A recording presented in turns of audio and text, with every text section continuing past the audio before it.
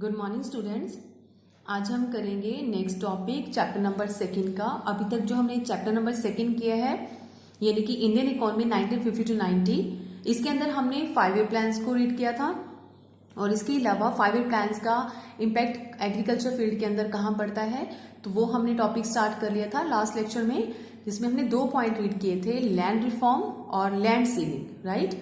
तो इसके अलावा एग्रीकल्चर के ऊपर क्या इम्पैक्ट पड़ा उन 5 ईयर प्लान्स का, वो तीसरा पॉइंट हमारा आएगा, वो है ग्रीन रेवोल्यूशन, जो कि आज हम करेंगे। तो ग्रीन रेवोल्यूशन को हम समझते हैं।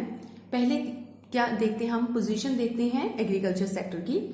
75% of countries population was dependent on agriculture. हमें पता है कि हमारे एग्रीकल्चर फील्ड के अंदर हमारी टोटल पॉपुलेशन का 75% जो पॉपुलेशन है वो लगी हुई है, यानी कि 75% हिस्सा जो है हमारा इसी फील्ड के अंदर काम करता है, राइट।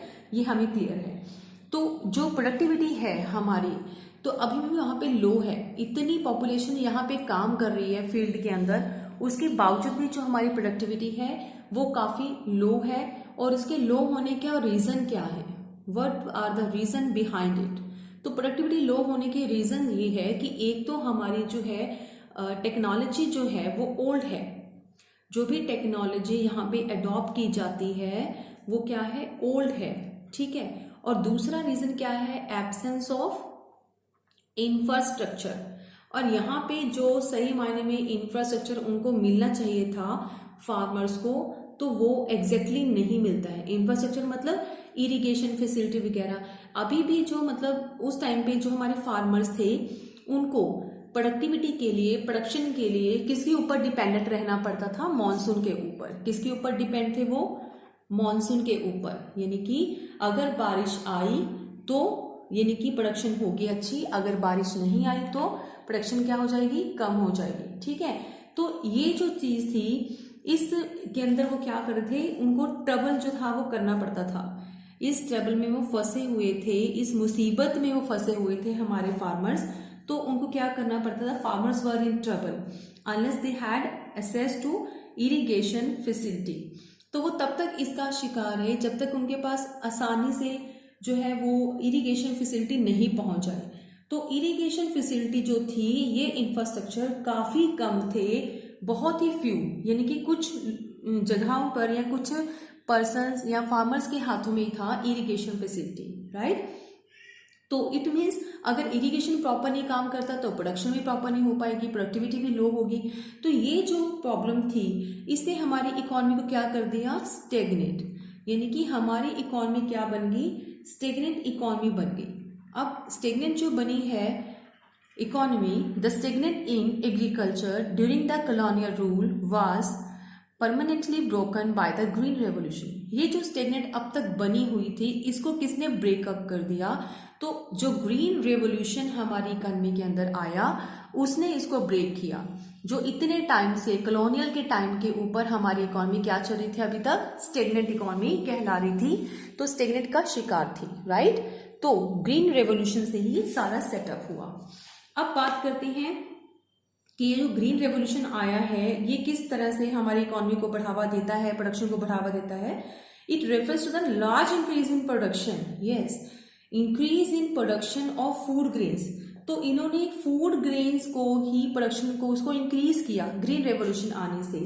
तो ये किस तरह का फूड ग्रेन्स इन्होंने इंक्रीज करवाया, जैसे कि वीट को काफी उनको बढ़ावा मिला, इनकी प्रोडक्टिविटी काफी हाई होगी, और राइस।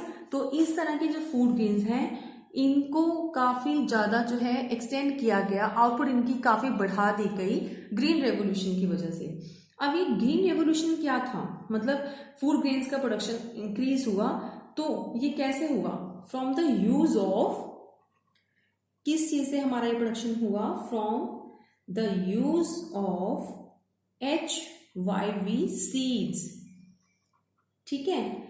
स्पेशली किस चीज में हम HYV सीड यूज कर रहे थे, वीट के लिए और राइस की प्रोडक्शन के लिए HYV सीड। HYV का मतलब हाई यील्डिंग वेराइटी, और हाई यील्डिंग का मतलब जो हाई यील्डिंग होती है, एक अच्छा हमें रिसीव होना, यानी कि रिजल्ट देना, ठीक है, और वेराइटी।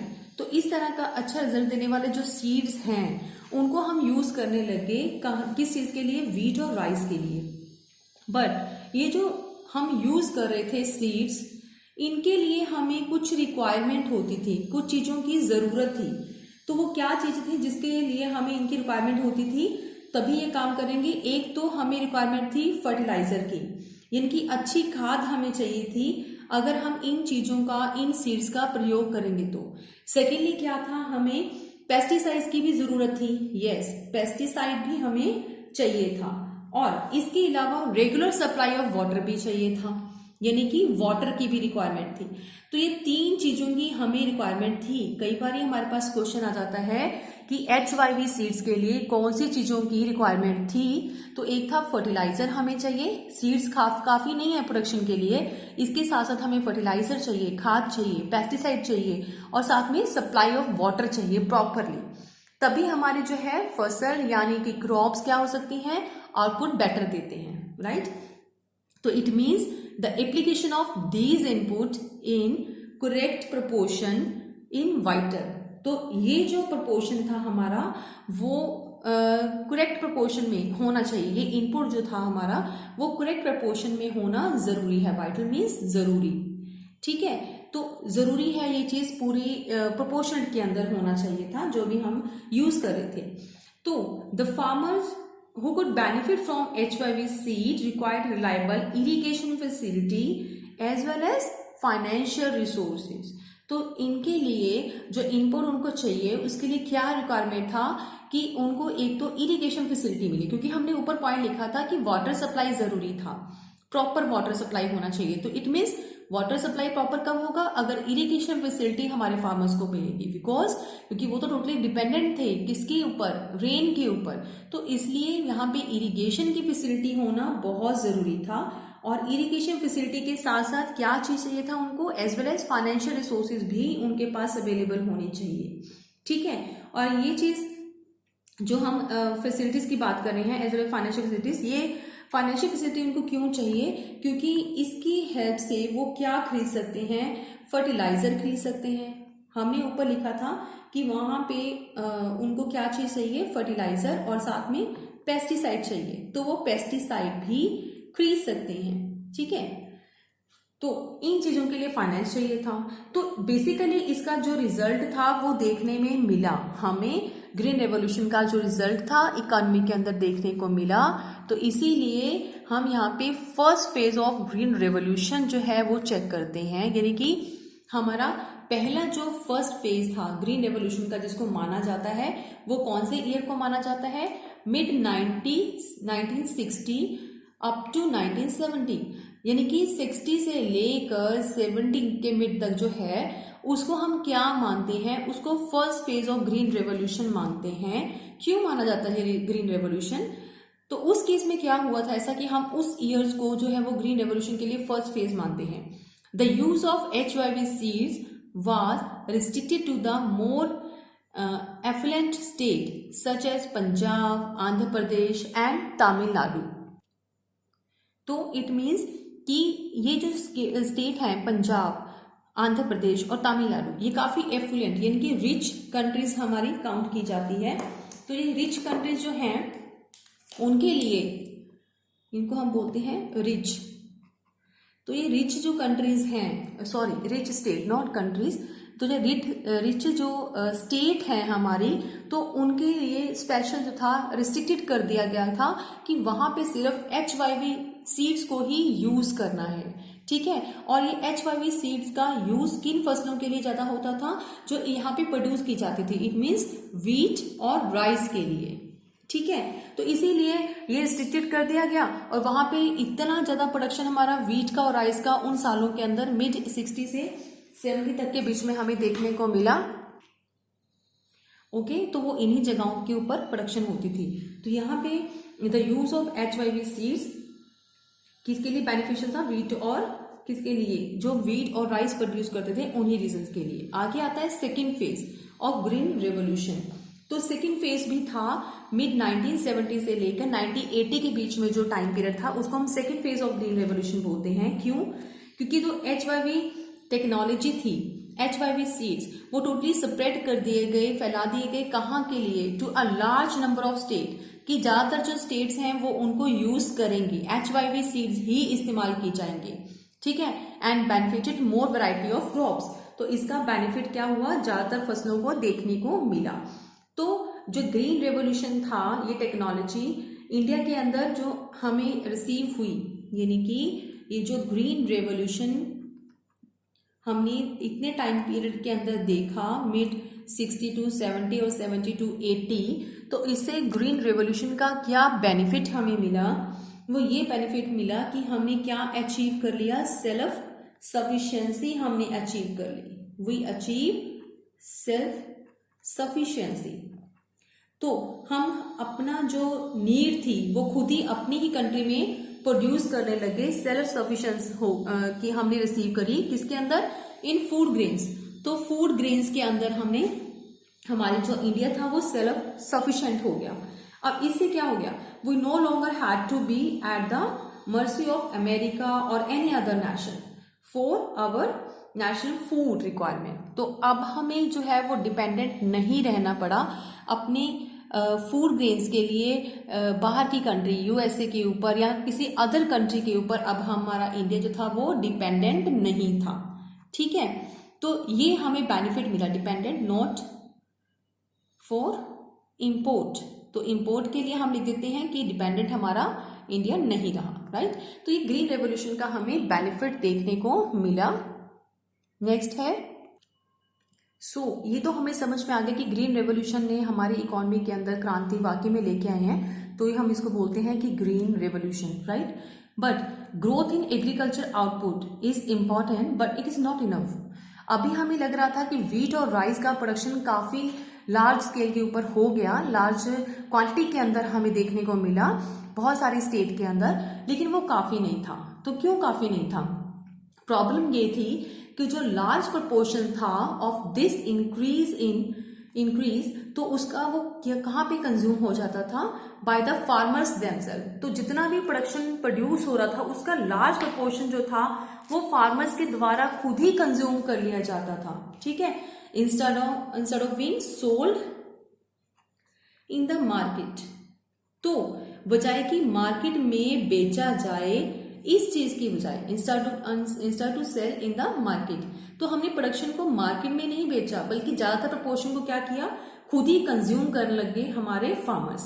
तो अब इस तरह से हाई आउटपुट अगर हमारे कंजम्पशन के लिए चला जाएगा तो यहाँ पे क्या होगा? Will not make much difference to the economy. तो यानी कि हमारी जो इकोनॉमी पहले चल रही थी, हम बोल रहे थे कि स्टेग्नेशन है वहां पे, उस इकोनॉमी के अंदर थोड़ी बैकवर्डनेस है, तो क्या वो पॉइंट हमारा सक्सेसफुल होगा? नहीं। तो इट मीन्स क्या होगा? हमारी इकोनॉमी के अंदर कुछ ज्यादा डिफरेंस हमें देखने को नहीं मिला। इतना पॉइंट आगे बढ़ने के बाद ग्रीन रेवोल्यूशन हमारी इकोनॉमी में आ गया, उसके बाद भी वो आउटपुट हमारे लिए काफी नहीं था, ठीक है। तो इकोनॉमी में डिफरेंस हमें देखने को नहीं मिला। इन द अदर हैंड, अगर हम ये बात करें, दूसरी तरफ अगर हम सोच के देखें कि substantial amount of agriculture produce is sold in the market, अगर वो प्रोडक्ट जो हम प्रोड्यूस कर रहे हैं, अगर प्रोडक्ट को हम प्रॉपर तरीके से, उसका ज्यादातर प्रपोर्शन जो है अगर हम सोल्ड कर दें इन द मार्केट, तो क्या होगा?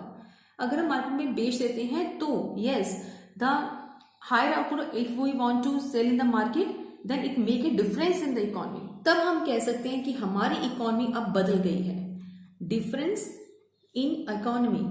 तब हमें लगता है कि पहले वाली जगह से अब हमारी जो है इकोनॉमी चेंज हो गई, राइट। बट ऐसा उस टाइम पीरियड के अंदर भी नहीं हो रहा था।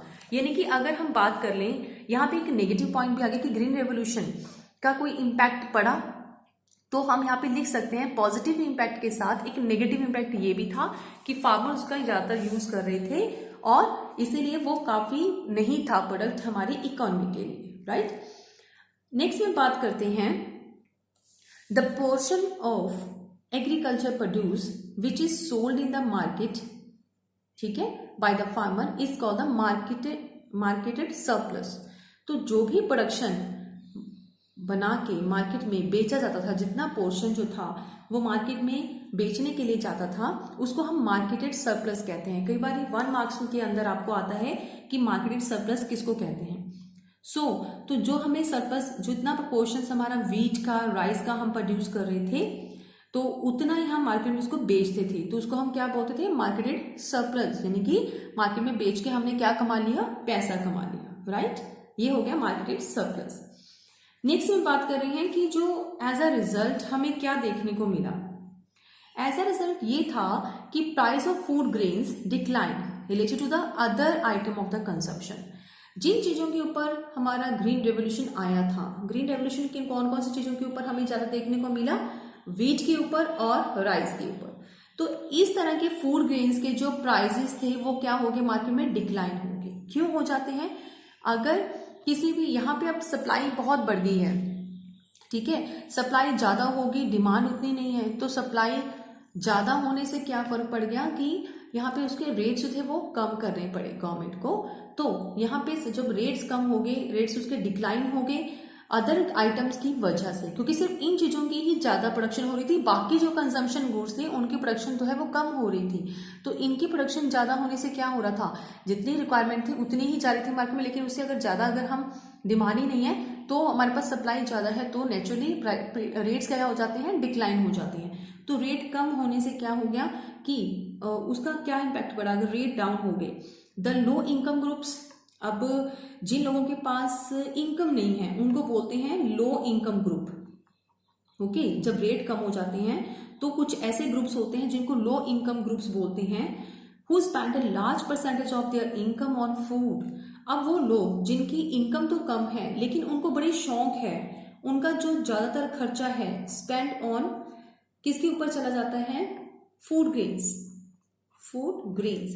लेकिन उनको खाने पीने का शौक है, ज्यादातर फूड के ऊपर ही, अपनी आइटम के ऊपर ही ज्यादा पैसा जो है वो खर्च करते हैं। Large percentage of their income spend on food grain, ठीक है, तो अपनी इनकम का एक बड़ा हिस्सा जो है वो फूड के ऊपर खर्च कर देते हैं। तो इससे क्या होता है, तो इसे benefited from this decline in relative prices. तो इट मीन्स कि ज्यादातर अगर वो खर्चा फूड ग्रेन के ऊपर करते हैं तो उनको बेनिफिट हुआ, benefit from the decline in relative prices, यानी कि प्राइस के कम होने से ज्यादा पैसा किनको हुआ, उन्हीं लो इनकम ग्रुप वालों को हुआ, ठीक है, क्योंकि उन्होंने अपना पैसा जो है ज्यादातर इसी के लिए खर्च करना था, उनको ज्यादा बेनिफिट हुआ, वो ज्यादा पैसा खर्च करके फूड जो है वो कंज्यूम करने लगे, राइट। तो ये जो ग्रीन रेवोल्यूशन आया, इसे गवर्नमेंट ने क्या किया, गवर्नमेंट के पास जो जितना भी ओवर स्टॉक था वो करके रख रहे थे, एक्स्ट्रा स्टॉक जो था वो स्टोर कर रहे थे, ठीक है, स्टोर करके गवर्नमेंट ने रखना शुरू कर दिया। क्यों, क्योंकि इन केस कभी भी फूड शॉर्टेज हो जाए तो उस केस में जो है एक्स्ट्रा स्टॉक जो है वो बल्क क्वांटिटी के अंदर जो स्टोरेज किया हुआ उसका इस्तेमाल कर सकते थे, क्योंकि पहले से ही व्हीट और राइस जो है वो एक्स्ट्रा क्वांटिटी में अंदर प्रोड्यूस हो रहा था इकोनॉमी के अंदर, राइट। तो आगे क्या है कि अगर मेंटेन करते हैं स्टॉक बाय द गवर्नमेंट, तो उसके अलावा भी यहाँ पे हम, ये अच्छा काम था गवर्नमेंट के द्वारा जो स्टोर किया जा रहा था, स्टोरेज हो रही थी, ठीक है। इसके अलावा अब हमें पता है कि ग्रीन रेवोल्यूशन का बेनिफिट है, लेकिन कुछ ना कुछ, कहीं ना कहीं कुछ नेगेटिव पॉइंट हमें देखने को मिल रहे थे ग्रीन रेवोल्यूशन के होने के बावजूद भी, यानी कि ग्रीन रेवोल्यूशन का कुछ रिस्क हमें देखने को मिल रहे थे। वो क्या थे, पहला पॉइंट है, risk was the possibility that it would increase the disparity between the small and the big farmer. Green revolution हमारी इकोनॉमी के आया बेनिफिट के लिए, लेकिन एक रिस्क साथ में लेके आया। तो वो रिस्क क्या था कि एक तो ये डर था कि बड़े फार्मर्स और स्मॉल फार्मर इनके बीच में डिस्पैरिटी यानी कि असमानता जो है वो बढ़ जाएगी, ठीक है। अब इनके बीच में असमानता कैसे बढ़ सकती है वो हम देखते हैं कि कैसे इंक्रीज हो सकती है। Only big farmers could afford the required input. हमें पता है कि जब हमें बात करी थी कि व्हीट और राइस प्रोड्यूस करना है तो उसके लिए क्या करना पड़ेगा, HYV सीड्स यानी कि हाई क्वालिटी के जो सीड्स हैं वो उन्हीं को प्रोड्यूस कर सकते थे अच्छी आउटपुट को। तो उसका जो यूज है वो कौन कर सकता था, सिर्फ बिग फार्मर्स कर सकते थे, ठीक है। तो बिग फार्मर्स के पास ये अपॉर्चुनिटी थी, उनके पास क्या थे, बिग फार्मर्स के पास सभी तरह के इनपुट्स होते हैं, तो वो चाहे फर्टिलाइजर है, चाहे वो पेस्टिसाइड्स हैं, चाहे वो इरिगेशन फैसिलिटी है, तो उनके पास क्या थे, इनपुट्स थे, एफर्ट्स थे, वो अपने एफोर्ड कर सकते थे, ठीक है, एफर्ट लगा के। So they by reaping most of the benefit of the green revolution. तो वो क्या कर सकते थे, ज्यादातर बेनिफिट जो थे उठा सकते थे, किस चीज का बेटे, ग्रीन रेवोल्यूशन की। ग्रीन रेवोल्यूशन के बेनिफिट्स कौन उठा सकता था, बिग फार्मर्स। तो इनके बीच में क्या आ सकती थी, डिस्पैरिटीज जो थे वो क्रिएट हो सकती थी, इंक्रीज हो सकती थी। पहला रिस्क ये था कि अगर ग्रीन रेवोल्यूशन होगा तो बड़े फार्मर छोटे फार्मर के बीच में जो है असमानताएं बढ़ जाएंगी, ठीक है। सेकंड क्या पॉइंट था ग्रीन रेवोल्यूशन के साथ, सेकंड ये था कि the HYV crops were also more prones to attack by pest. तो जो पेस्ट थे यानी कि कीड़े वगैरह जो भी अटैक करते हैं हमारी फसलों के ऊपर, तो उनके अटैक का भी डर बढ़ा रहता था, ठीक है। आल्सो मोर प्रॉन, यानी कि ऐसी अगर हम अच्छे सीड्स इस्तेमाल करते हैं तो उसमें पेस्ट का होने का, ज्यादा अटैक होने के चांसेस भी होते हैं, ठीक है। तो इससे क्या होता है, तो जो स्मॉल फार्मर्स हमारे होंगे उनके लिए, स्मॉल फार्मर जो कि बड़ी मुश्किल से जो है इनपुट अरेंज करते हैं, इनपुट को लेते हैं, तो उनके लिए बहुत टेक्नोलॉजी जो इनपुट लेके इस टेक्नोलॉजी को एडॉप्ट करते हैं, तो उनका तो सारा जो है आउटपुट ही खराब हो जाएगा अगर वो उन्होंने पेस्ट ने उनके ऊपर क्या कर दिया, अटैक कर दिया, तो ठीक है, पेस्ट की वजह से। तो ये एक डर था, ये सेकेंड रिस्क जो था वो पॉसिबल था, हो सकता था उस टाइम पीरियड के अंदर, बट फॉर्चुनेटली ये चीज नहीं हुआ। यानी कि जिस चीज का डर था कि यहाँ पे कुछ अटैक जो है वो पेस्ट की वजह से हो सकता है, वो चीज नहीं हुई, ठीक है। तो वो कैसे, वो डर कैसे हटा, क्योंकि यहाँ पे गवर्नमेंट ने कुछ ऐसे स्टेप्स जो थे वो स्टार्ट किए जिसकी वजह से जो था उन चीजों से बचा जा सकता था। तो वो कौन से स्टेप्स थे स्टूडेंट, पहला है government provide loan at the low interest to the small farmers. जो हमारी सरकार थी उन्होंने लो रेट के ऊपर, इंटरेस्ट के ऊपर लोन जो है फार्मर्स को देना स्टार्ट कर दिया, ठीक है। And subsidize the fertilizer so the small farmers could also access to the need of inputs. यानी कि उन्होंने बड़ी आसानी से उनको सब्सिडाइज फर्टिलाइजर कर दी, यानी कि फर्टिलाइजर की सुविधा उनको प्रोवाइड कर दी। एक तो फर्टिलाइजर दे दिए, लो रेट के ऊपर उनको लोन प्रोवाइड कर दिया ताकि वो वेरी इजीली फर्टिलाइजर्स जो है वो असेस वहां तक उनको मतलब ले सकें, फर्टिलाइजर्स जो है वो यूज कर सकें, ठीक है। और उसके साथ साथ पेस्टिसाइड्स का भी इस्तेमाल कर सकें, जिससे वो क्या कर सकते हैं, अपनी फसलों को उन पेस्ट से बचा सकते हैं, ठीक है। पेस्ट के अटैक से उनको बचाया जा सकता है, क्योंकि अगर लोन है, फाइनेंस है, तो फिर उनके पास ऐसा पैसा आ जाता है कि वो अपने फसलों की सेफ्टी के लिए कुछ भी कर सकते हैं, फर्टिलाइजर का अच्छे से यूज कर सकते हैं और पेस्टिसाइड का भी इस्तेमाल कर सकते हैं। पहला स्टेप गवर्नमेंट ने ये लिया। उसके अलावा सेकेंड क्या किया, output of small farmers equal the output of the large farmer. Okay, second step पे वापस चलते हैं। ऐसा करने से क्या हुआ कि जब उनको भी फाइनेंस मिल गया तो इससे क्या हुआ कि जो हमारा आउटपुट था स्मॉल फार्म्स का, यानी कि छोटे जो फार्मर्स थे वो अपना छोटा फार्म जो चला रहे थे, उनसे भी जो आउटपुट प्रोड्यूस होने लग गया वो भी इक्वल हो गया किसके, output of the large farms. जो लार्ज फार्मर के द्वारा चलाया जाने वाला था, यानी कि लार्ज फार्म्स थे, उनके बराबर ही उनकी भी आउटपुट जो था वो देखने को मिल गया। ये बेनिफिट हुआ एक स्टेप करने से गवर्नमेंट के। सो इट मीन्स कि जो भी स्टेप्स गवर्नमेंट ने लिए उसके साथ साथ क्या हुआ कि जो हमारे स्मॉल फार्मर्स हैं, बड़े फार्मर्स के साथ साथ, बिग फार्मर के साथ, अब जो स्मॉल फार्मर्स हैं उनका भी क्या हो सकता था कि उनके लिए भी बेनिफिट हमें देखने को मिला। पहले सिर्फ जो हमारे लार्ज फार्मर्स थे उनके लिए ही ग्रीन रेवोल्यूशन का बेनिफिट देखने को मिल रहा था, लेकिन अब दोनों के लिए क्या हो गया, वो बेनिफिशियल हो गया। क्या चीज, ये ग्रीन रेवोल्यूशन का टेक्निक को स्टार्ट करना, ठीक है। So the risk of the small farmers big renewed when pests attack their crops were considerably reduced by the service rendered by the institutes established by the government। जो government ने कुछ institutes को establish किया था उसकी वजह से जो पेस्ट अटैक होने वाला था हमारे क्रॉप्स के ऊपर, स्मॉल फार्मर्स को जो डर था, वो फियर था, वो टोटली अब धीरे धीरे खत्म हो गया, ठीक है। तो इट मीन्स ग्रीन रेवोल्यूशन जो था उसने ये साबित कर दिया कि वो सिर्फ जो हमारे बिग फार्मर्स हैं उनके फेवर में नहीं है, बल्कि उनके साथ साथ स्मॉल फार्मर के फेवर में भी रहा, ठीक है। तो ये था हमारा पूरा कंसेप्ट। इसी के अंदर आपको सारे पॉइंट मिलते हैं कि ग्रीन रेवोल्यूशन कैसे शुरू हुआ, कहाँ कहाँ मिड 80s या 90s, जो भी हमने पॉइंट पढ़ा, फर्स्ट फेज कहाँ था, सेकंड फेज क्या था, मतलब क्या था, और ग्रीन रेवोल्यूशन को स्टार्ट किया है तो स्मॉल के ऊपर क्या इम्पैक्ट पड़ा, कुछ भी क्वेश्चन बन सकता है। लार्ज फार्मर्स का जो था उन्होंने किस तरह से यूज किया जिसके बीच में डिस्पैरिटी क्रिएट हो सकती थी, राइट। तो फिर गवर्नमेंट ने उनकी कैसे हेल्प करी, क्या क्या डर था उनको, 2 रिस्क थे जो हो सकते थे पॉसिबल, बट उनसे कैसे उन्होंने स्टार्ट कर दिया उनको हेल्प करना। तो गवर्नमेंट ने क्या क्या स्टेप किए, एक तो उनको लोन जो था वो प्रोवाइड कर दिया, ठीक है, और साथ में उनको क्या सुविधा दे दी कि वो फर्टिलाइजर जो थे वो यूज कर सकते थे, ठीक है, स्मॉल फार्मर्स के लिए। ये भी उनको फैसिलिटी जो थी वो पेस्टिसाइड और फर्टिलाइजर की प्रोवाइड करी। तो इस तरह से ग्रीन रेवोल्यूशन का हमें बेनिफिट देखने को मिला, ठीक है। इसके बाद नेक्स्ट पॉइंट है, नेक्स्ट बेटे हम टॉपिक आगे नहीं लेके जाएंगे, इसी कंसेप्ट से जुड़े कुछ क्वेश्चंस हैं जो हम एक बार देखते हैं कि जैसे किस तरह के क्वेश्चंस हमें आ सकते हैं बोर्ड एग्जाम में। तो ये एनसीईआरटी बेस्ड क्वेश्चंस हैं, जैसे कि यहाँ पे दिया है कि what is green revolution, why was it implemented and how did it benefit the farmers, explain it brief.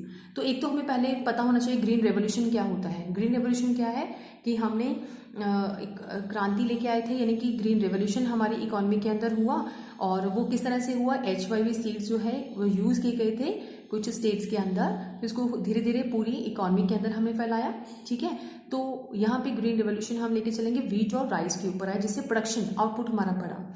तो ग्रीन रेवोल्यूशन का मीनिंग देने के बाद वाई वॉज इट इम्प्लीमेंटेड, हमें क्यों करना पड़ा, तो हमें पता होना चाहिए कि हम ग्रीन रेवोल्यूशन क्यों लेके आ रहे हैं। नंबर 1, एक तो लो प्रोडक्टिविटी थी, इसीलिए हमें ग्रीन रेवोल्यूशन लेके आना पड़ा। सेकेंडली, हमारी जो इकोनॉमी थी it is totally depend to for the import to other countries, तो इम्पोर्ट के लिए दूसरी कंट्री की तरफ देखते थे, तो इसलिए फूड ग्रेन्स को बढ़ाना जरूरी था। तीसरा क्या था कि जो हमारे फार्मर्स थे उनकी कंडीशन अच्छी नहीं थी, तो उनकी बेटर कंडीशन के लिए, ताकि उनका स्टैंडर्ड ऑफ लिविंग भी इंक्रीज हो, इनकम बढ़ेगी, आउटपुट बढ़ेगी इकोनॉमी की, तो फार्मर्स का कंडीशन भी इंप्रूव होगी। तो ये कुछ हमारे पास इम्प्लीमेंटेड थे कि हमें क्यों अप्लाई किया। इसका हाउ डिड इट बेनिफिटेड, तो बेनिफिट कैसे हुआ कि जैसे ही HYV सीड्स हमने यूज़ किए तो उससे क्या हुआ, हमारा व्हीट एंड राइस का जो आउटपुट था वो काफ़ी ज़्यादा लार्ज स्केल के ऊपर हुआ। इवन की जो हमारी गवर्नमेंट है तो उसको स्टोरेज करके के भी रखना शुरू कर दिया उन्होंने, ताकि आने वाले टाइम के जो अगर शॉर्टेज ऑफ फूड अगर इकोनॉमी के अंदर होता है किसी डिजास्टर की वजह से या कैसे भी, तो इसका यूज़ कर सकते हैं। तो इतनी क्वांटिटी में HYV टेक्नोलॉजी का यूज़ करके हमारे जो स्टेट्स थी वो भी रिच कहलाने लगी, क्योंकि आउटपुट उनके ज़्यादा होने लग गया। तो इससे क्या हुआ कि एक तो जो बिग और हमारे पुअर्स थे उनके बीच में डिस्पैरिटी क्रिएट हो रही थी वो भी रिमूव होगी। तो बहुत सारे बेनिफिट्स हैं जो कि आपने अभी रीड किया वो हम दे सकते हैं।